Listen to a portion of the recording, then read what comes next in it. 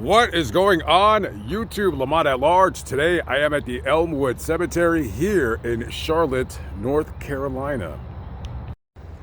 This was the very first grave that I noticed in this cemetery. It's very unusual, to say the least. It's built in the shape of a log cabin. Possibly he's one of the woodmen of the world, gentlemen, a part of that club. This is Henry G. Severs, November 2nd, 1842 to November 24th, 1915. At the time of his death, he was a retired merchant out of the Seversville area, and he was on a train on that day, November 24th, 1915, and the train got into an accident, and he and another man by the name of Ned Hall both lost their lives in said accident. He was a very, very popular man in the area, and his funeral was attended by hundreds of people. There's not too much about the accident or how the train crashed or what took place. It just said the train got into an accident and many people were injured, and this man, along with Ned Hall, lost their lives. This is the grave of Fred A. Robinson, November 12th, 1880 to July 14th, 1914. Engraved on his stone, it says, "To forget is vain endeavor, love's remembrance lasts forever." Fred was 33 years old at the time of his death. For a living, he was a traveling salesman, and it says the cause of his death was cancer of the face. Now, I don't know if possibly they meant some kind of mouth cancer or possibly even throat cancer, but nonetheless, rest in peace. Very young man when he passed away. This is the grave of Charles Vernon Hasty, along with his wife Nanny Boyd Hasty. They both died very young. Charles was 40 when he died in 1921, and Nanny, she was only 30 years of age when she died 5 years before him. She died of tuberculosis. She was a housewife, and Mr. Hasty, for a living, he was in life insurance salesman, and he passed away of said paralysis of, I believe, tissue. 1921. They do an autopsy. Maybe they don't know exactly what happened to him. It tells me possibly he was afflicted with some kind of disease, possibly multiple sclerosis. I'm really not sure.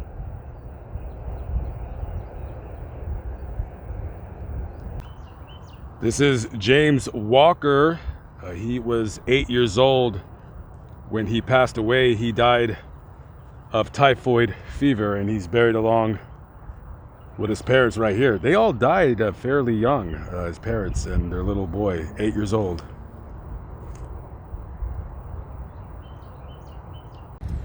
This is the grave of Mary Norcott London, April 18th, 1895 to February 18th, 1919.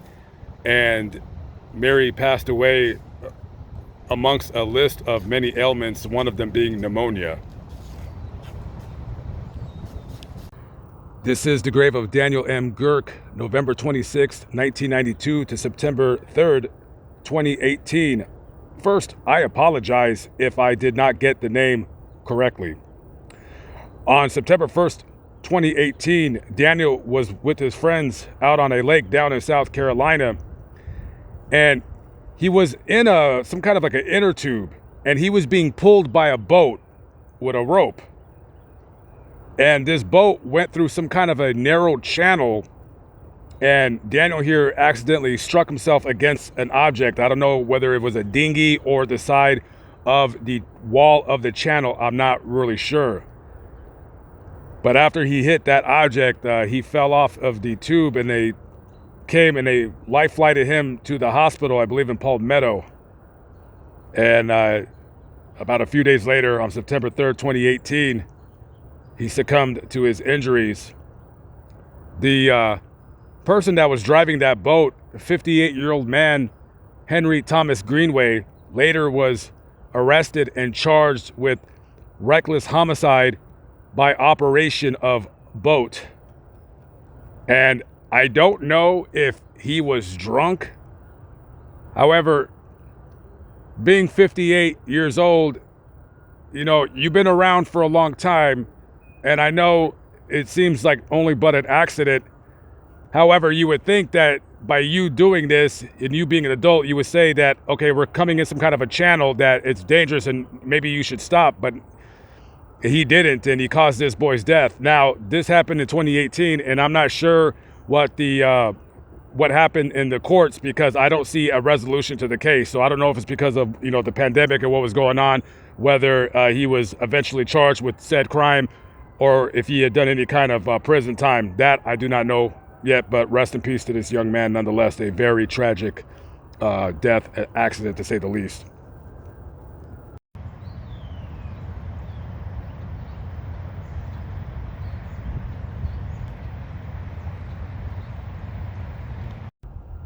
Specialist David Brennan Shatner, May 17, 1948 to May 14, 1969, killed in action, Vietnam, 3 days before his 21st birthday. Let us not forget, this was a very unpopular war, and over 50,000 people lost their lives in that brutal war. Many of the soldiers coming back home were treated very, very poorly. A lot of these men that came back with PTSD. That was when we didn't even know what that was. Came back with terrible diseases caused by all of the different chemicals that were used in the weapons fighting against the North Communist Viet Cong. Rest in peace to this young man. This young man gave his life. Him going to that jungle to never come back to see his family or his girlfriend ever again. Rest in peace to all who gave their lives for this country.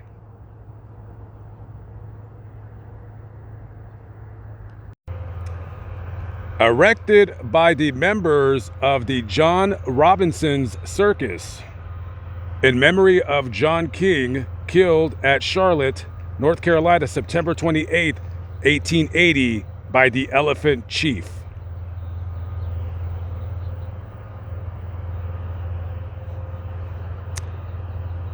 I personally don't feel that animals should be put on display. You know, wild animals in circuses. I believe it's a horrible life. A very tragic accident, but wild animals like elephants and tigers and all this, no, I never did care for that. Animals should all be free. But nonetheless, rest in peace to this man. Just a horrible accident. In honor and memory of Stanley Harwood Mulford Jr., son of Stanley Harwood Mulford and Alice Scott Mulford, born June 7th, 1924 at Richmond, Virginia. Rifleman, Company E, 320th Infantry Regiment, 35th Infantry Division, 3rd Army. Mortally wounded in combat near Bermering, France. Died December 4th, 1944 at Morhans, France. He courageously gave his life in the service of God and his country that the destiny of free men might be safeguarded.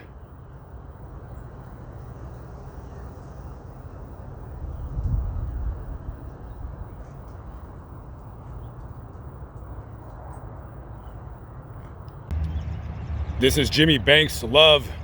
He was the son of John and Margaret Love.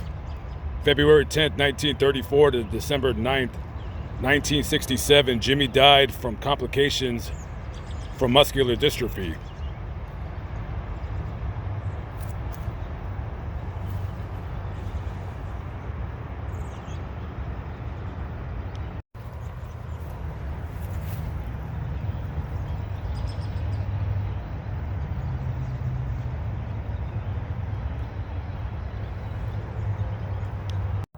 I haven't shown you very much of the cemetery, but I've been here for the last 3 hours and there is hardly, if any, trash.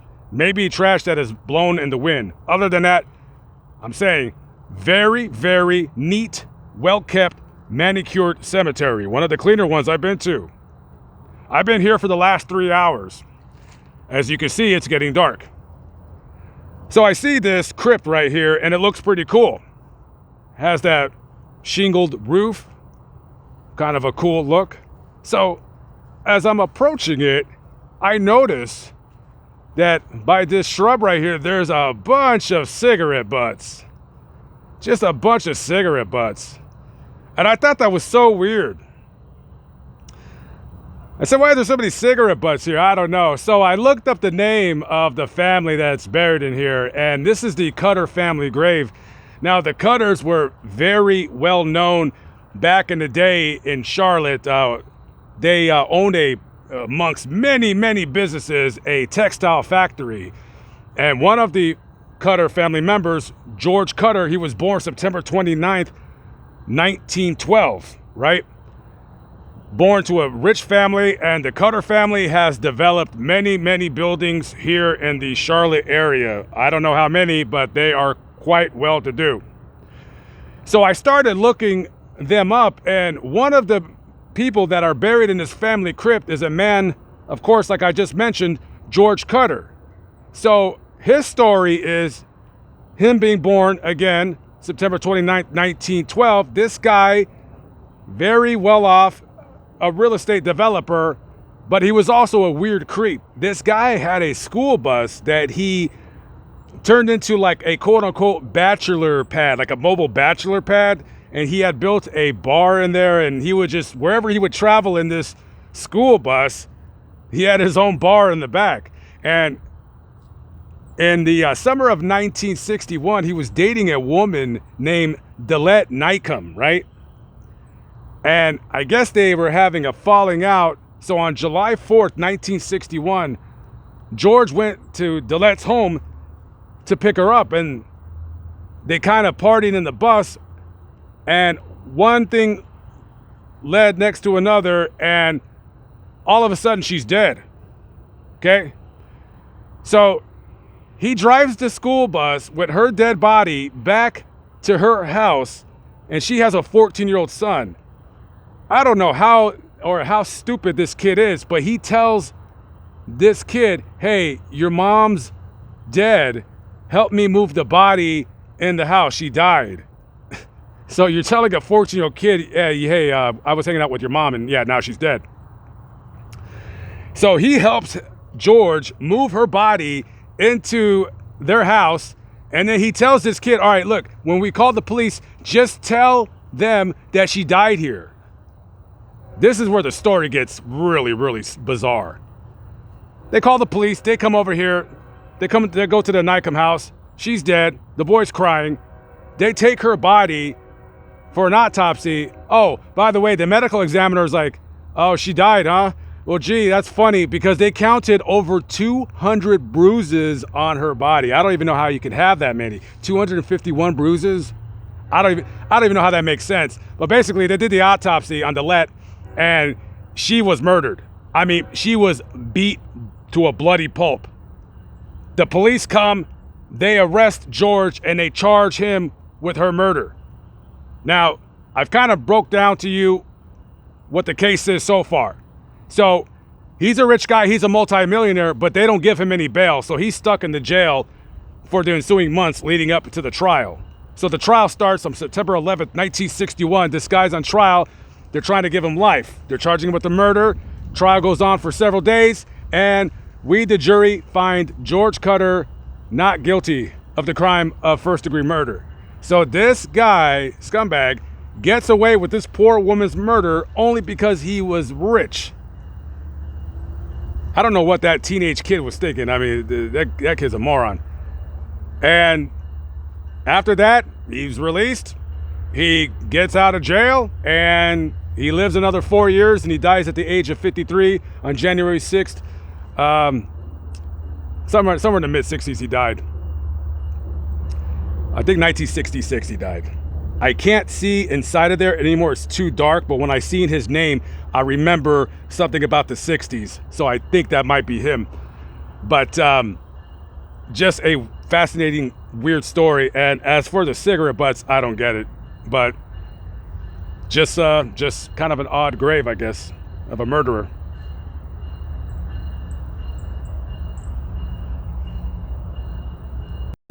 Okay, that wraps up another video. I thank everybody out there who watches my videos.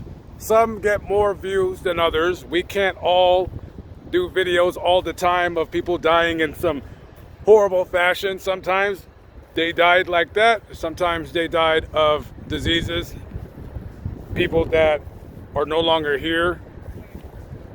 People that, just like you and me, had dreams. They were babies. And I always remember the forgotten dead. Anyways, live, but not live, still alive by the grace of God Almighty. I am Lamont at Large. Thank you for watching. I always appreciate it. I'll see you on the next vlog. Peace out.